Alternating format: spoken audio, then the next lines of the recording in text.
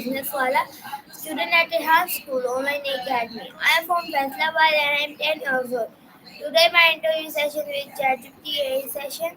So my session topic name is the how to consistently tracing the evolution of awareness. Okay, so start the ChatGPT session. So hi ChatGPT. Hey Daniel, I'm good. Thanks for asking. How about you? Okay, so my first question, start the category session. So my first question is, what is consistency and how do scientists define it today? Sports have been a part of human society for thousands of years, from ancient civilizations like the Greeks and Romans to modern times. Historically, sports were often tied to military training, religious ceremonies, or social gatherings. Today, sports are a major part of global culture. They're not just about physical activity, but also about bringing people together, promoting teamwork, and fostering a sense of community. They also provide entertainment and opportunities for people to showcase their talents on a global stage. Okay, okay. So my next question is, how did early humans become aware of themselves and their surroundings? Humans have been telling stories for as long as we've been able to communicate, likely for tens of thousands of years. Storytelling likely began as a way to share important information, teach lessons, and pass down cultural traditions. As societies evolved, storytelling became more structured and artistic, leading to the creation of myths, legends, and eventually written literature. Today, storytelling is a fundamental part of human culture, used in everything from books and movies to oral traditions and digital media. Okay, so my next question is, how role did language play in the development of consciousness? Language has played a crucial role in the development of societies. Here's how. 1. Communication. Language allows people to share ideas, emotions, and information, which is essential for cooperation and social organization. 2. Culture and identity. Language is a key part of cultural identity, helping to preserve traditions, stories, and values across generations. 3. Education and knowledge. Language enables the transfer of knowledge and skills, fostering learning and innovation. 4. Social structure. Language helps establish social norms and rules, creating a sense of order and community. Overall, language is fundamental to how humans connect, collaborate, and build societies. Okay, so my next question is, how does conscience differ from intelligence or insect? Language and storytelling can vary greatly across different cultures, reflecting unique values, traditions, and worldviews. Here are a few ways they differ. 1. Language structure. Different cultures have unique languages with their own grammar, vocabulary, and expressions, shaping how people think and communicate. 2. Storytelling traditions. Cultures have their own storytelling forms, such as oral tales, myths, and legends, each with distinctive styles and themes. 3. Cultural values. Stories often reflect the values and beliefs of a culture, highlighting what is considered important or admirable. 4. Purpose and function. In some cultures, storytelling serves to pass down historical events or moral lessons, while in others, it might be more focused on entertainment or community bonding. These differences make each culture's language and stories unique and rich in diversity. Okay, so my next question is, what are the stages of consciousness in human development? The goals of sports for physical education can be quite broad, but here are a few key objectives. 1. Physical fitness. To improve overall physical health, including strength, flexibility, and endurance. 2. Skill development. To develop motor skills, coordination, and specific techniques related to various sports. 3. Teamwork and cooperation. To teach students how to work effectively with others, promoting collaboration and communication. 4. Social skills. to help students develop important social skills such as leadership, respect, and fair play. 5. Mental health, to provide an outlet for stress, improve self-esteem, and promote overall mental well-being. These goals help. You're welcome, Daniel.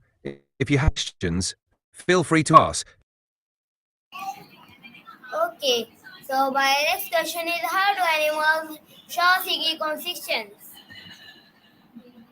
Showcasing competitions can have many benefits. They can boost confidence, provide a platform for talent, and foster a sense of achievement. Plus, they encourage learning, teamwork, and perseverance. If you have a specific competition in mind, I'd love to hear more about it. Okay, so my next question is can artificial intelligence become consistent? Artificial intelligence, AI, has already become an integral part of many aspects of our lives and is expected to continue advancing in the future. Here are some ways AI might evolve. 1. Personal assistance. AI will become even more personalized, understanding individual preferences better and assisting in more aspects of daily life. 2. Healthcare. AI will help in diagnosing diseases, personalizing treatments, and improving patient care. 3. Education. AI can provide personalized learning experiences, adapting to the needs of each student. 4. Automation. More tasks will be automated, increasing efficiency in various industries. 5. Ethics and governance. There will be a stronger focus on ethical considerations, ensuring AI is used responsibly. Overall, AI is expected to become more integrated into our daily lives, offering both opportunities and challenges. You're welcome, Daniel. If you have more questions or need help with anything else, just let me know. Okay, so my Take care. next question is how do system physiology, e.g. humanism, Greek say about consistency? Physical education plays a vital role in preparing students for competitions by fostering various important aspects. 1. Physical fitness. PE helps students build strength, endurance, and agility, which are crucial for performing well in sports competitions. 2. Skill development. Through practice and training, students learn the specific skills and techniques needed for their chosen sports. 3. Teamwork and leadership. Competing in teams teaches students how to collaborate, communicate, and take on leadership roles. 4. Mental toughness. Physical education helps and determination, which are crucial for handling the pressures of competitions. 5. I'm sorry, but you've hit the daily limit for advanced voice. You can switch to standard now to keep chatting.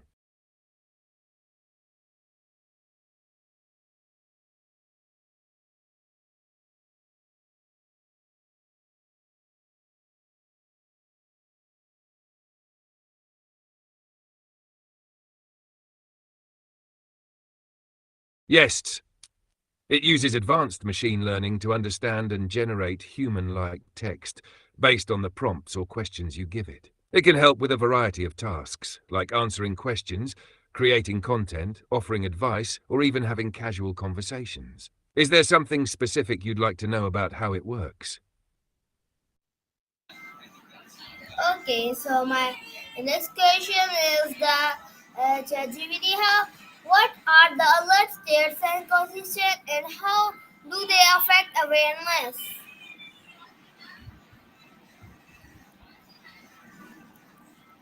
Alert states refer to different levels of awareness and responsiveness that our minds and bodies experience. These states affect how we perceive, process information, and respond to our environment. The main alert states include 1. Focused alertness. This is the highest level of alertness, where you're fully awake, attentive, and aware of everything around you. It happens when you're actively engaging with something, like working on a task or responding to an urgent situation. 2. Relaxed wakefulness. In this state, you're awake but not highly focused. You're relaxed and more in tune with your surroundings without intense concentration. 3. Drowsiness, a state between wakefulness and sleep, where your awareness decreases and you feel less responsive to stimuli. It's a transitional state leading to sleep. 4. Sleep. When you're asleep, your awareness is significantly reduced. However, you can still be aware of certain stimuli, like sounds or changes in temperature, which can trigger lighter sleep states or awaken you. 5. Hyperarousal. This state happens when stress, anxiety, or excitement increases your alertness. It can lead to heightened awareness, but may also make it harder to focus, as your mind is more scattered. 6. Hypoarousal. When you're overly tired, fatigued, or in a state of depression, your alertness drops and your awareness of surroundings becomes limited. These states influence how we process information and react to things around us. Being in a state of high alertness usually improves focus, while lower alertness states might reduce the ability to react quickly or think critically. Okay, so my next question is that how does the amount or how does the what is future It human seems like you were about to say something about your next session. What do you have planned what for it? is the future of human constitutions in the world with AI?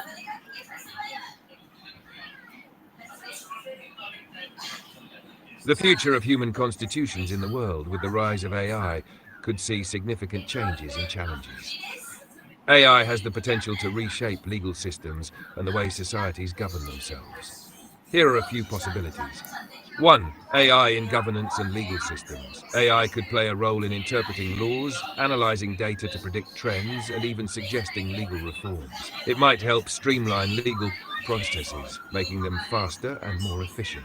However, AI's role would need to be carefully controlled to avoid biases or unjust decisions. 2. Rights and ethics.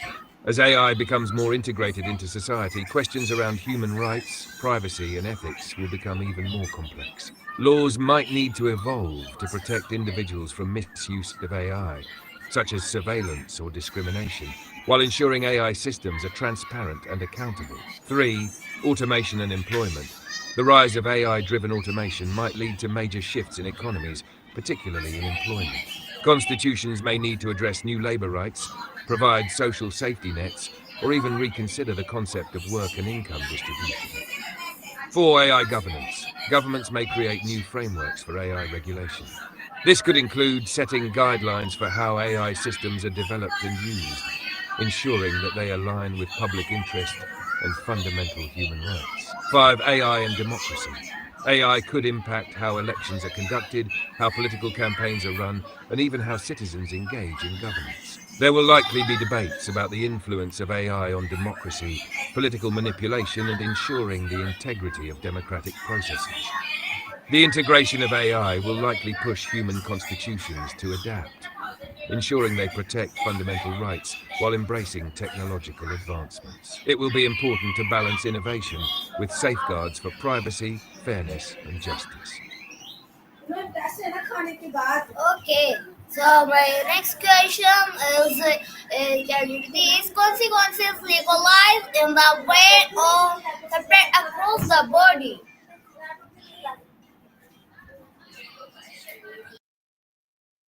ChatGPT, as an AI tool, doesn't have direct legal consequences or physical presence, but its use can lead to legal and ethical considerations depending on how it's applied. Here's how it might relate to legal issues. 1. Data privacy and security. If ChatGPT is used in a way that involves collecting or processing personal data, there could be legal consequences regarding privacy laws, like GDPR in Europe or similar regulations elsewhere. The developers and users of AI must ensure that data is handled properly and securely. 2. Intellectual property. Content generated by ChatGPT might raise questions about authorship and ownership. For example, if ChatGPT creates a piece of writing, it's important to define who holds the rights to that content. 3. Accountability for misuse. If ChatGPT is used for harmful purposes, such as spreading misinformation, facilitating illegal activities, or causing harm, there could be legal consequences for the users or developers who misuse the tool. 4. AI regulation. As AI becomes more integrated into society, governments are likely to introduce regulations and laws that govern its use, ensuring it aligns with ethical standards and doesn't violate existing legal frameworks. While ChatGPT itself doesn't physically interact with the world or break laws, the way it's used can have consequences that need to be regulated legally and ethically. Legal frameworks are evolving to address these challenges as AI technology grows. Okay, so my next question is that can we measure consequences scientifically? Yes, sequences can definitely be measured scientifically. In fact, sequences are fundamental to many fields of science, and they can be analyzed in various ways depending on the context. Here are a few examples of how sequences are measured. 1. Mathematics and physics. In mathematics, sequences are often studied in terms of their patterns, limits, and properties. For example, number sequences like Fibonacci or geometric progressions can be analyzed to find relationships or predict future terms. In physics, sequences might represent repeated phenomena like waves or cycles. 2. Genetics. In biology, DNA and RNA sequences are measured scientifically to understand the genetic makeup of organisms. This can involve sequencing technologies such as next-generation sequencing, NGS, to map the order of nucleotides in a strand of DNA. 3. Chemistry. Chemical sequences, like the order of atoms in molecules, especially in polymers, are crucial to understanding chemical properties and reactions. Techniques like spectroscopy can help measure these sequences. 4. Statistics and data science. In statistics, sequences of data points like time series data are measured to look for trends, correlations, or to make predictions. This is crucial in fields like economics, meteorology, or finance. 5. Neuroscience and psychology. In neuroscience, sequences of neural activity are studied to understand brain function, learning, and memory. In psychology, sequences of behavior or cognitive processes can be measured to understand human action. In all these cases, sequences are measured using tools and methods specific to the field, and scientific techniques help identify patterns, trends, and relationships within them. Okay, so my next question is that what the hard problem of consequences in fields like this?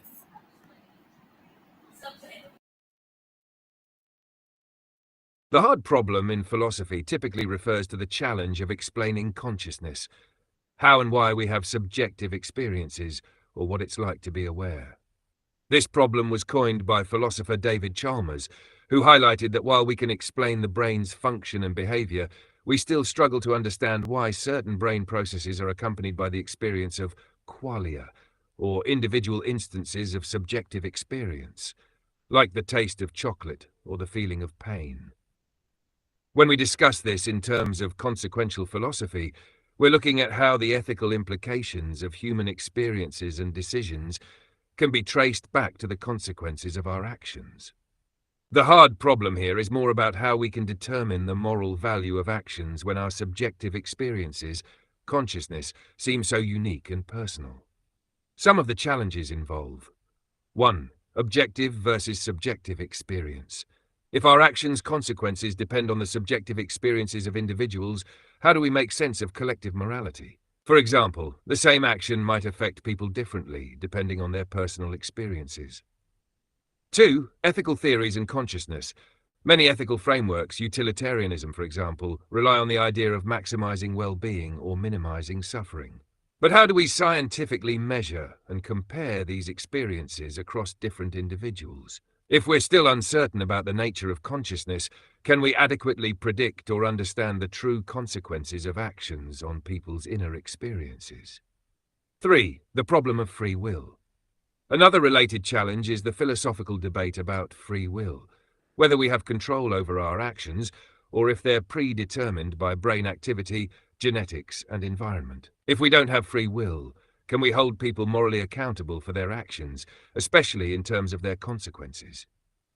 So, the hard problem of consequential and philosophical thinking touches on questions about the nature of experience, morality, and how we understand the effects of our actions on others, especially when it comes to something as elusive as consciousness. Okay, so my next question is the how does the tool affect consequences or in perception? The term turn-off frequency typically refers to a specific point in audio systems, often related to filters or signal processing. In the context of audio reception, it can be linked to the frequency range at which certain audio components or systems stop responding or attenuate the signal. Here's a more straightforward breakdown. 1. Filters in audio systems. Audio equipment often uses filters, like low-pass, high-pass, or band-pass filters, to control the frequencies that are passed through. The turn-off frequency, often called the cut-off frequency, is the point at which the filter begins to attenuate the signal. For example, in a low-pass filter, the turn-off frequency is the highest frequency that the system will pass without reducing its amplitude. Frequencies above this point will be attenuated. 2. Audio reception. In an audio receiver or speaker system, the turn-off frequency would determine which frequencies can be detected or reproduced. For instance, if a speaker is designed to handle frequencies from 20 Hz to 20 kHz, it will not effectively reproduce sounds outside that range. So, the turn-off frequency in an audio system helps define the limits of the frequencies that can be captured, processed, or heard. If you're dealing with something like a radio receiver, for instance, it will have a frequency range, and the turn-off frequency could represent the point at which signals outside this range are ignored or lost. Would you like to explore how this works in specific devices or contexts? Okay, so my next question is: can consequences exist after death?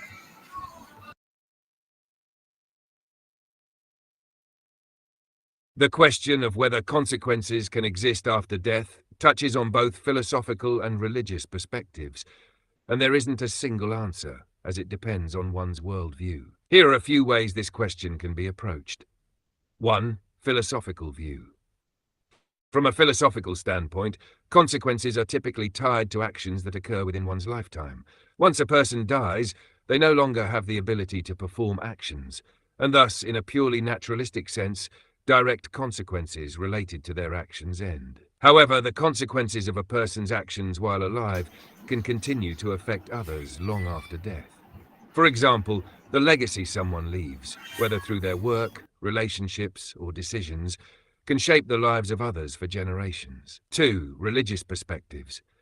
Many religious traditions believe in some form of existence after death, which could involve continued consequences. For instance, in Christianity, there's a belief in an afterlife, where one's actions during their lifetime can have eternal consequences, such as going to heaven or hell.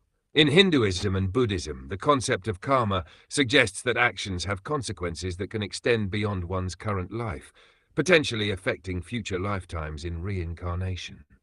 In other spiritual views, there may be beliefs in spiritual consequences or continuing influences of one's actions on the living world. 3. Psychological and social consequences. Even after death, a person's actions can still have lasting social or emotional consequences. For example, a person's death may have a profound impact on loved ones, communities, or societies, triggering grief, reflection, or even change. In summary, while direct physical consequences typically end with death, the effects of one's actions, decisions, or behavior can continue in various ways, whether in terms of legacy, social influence, or spiritual beliefs. Would you like to explore a specific viewpoint or perspective on this?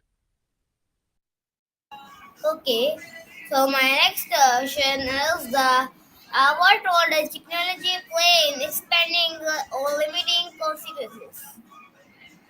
Yes, GPT-3, DALL-E, and GPT-4 are different models, but they can work together in certain contexts depending on how they're integrated. GPT-3. This is a large language model developed by OpenAI, which excels at understanding and generating human-like text. It can be used for tasks like answering questions, writing essays, and generating conversation. DALL-E.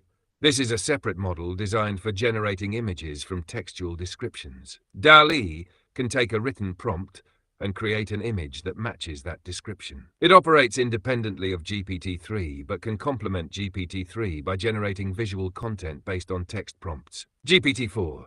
GPT-4 is the latest in the GPT series and is more advanced than GPT-3, offering improved performance in terms of understanding and generating text. GPT-4 can handle more complex tasks and provide more nuanced answers compared to GPT-3. It can also integrate with other systems like DALL-E for more advanced multimodal tasks. In a system that uses these models together, GPT-3 or GPT-4 could be used to generate text prompts that DALL-E then uses to create images. For example, you could ask GPT-3 or GPT-4 to generate a description, and DALL-E could turn that description into a visual representation. Would you like to know more about how these models can interact or how they might be used together for a specific project? Okay, so my friend, my AI session time is over. So next episode for the AI session. So bye bye. Thank you so much.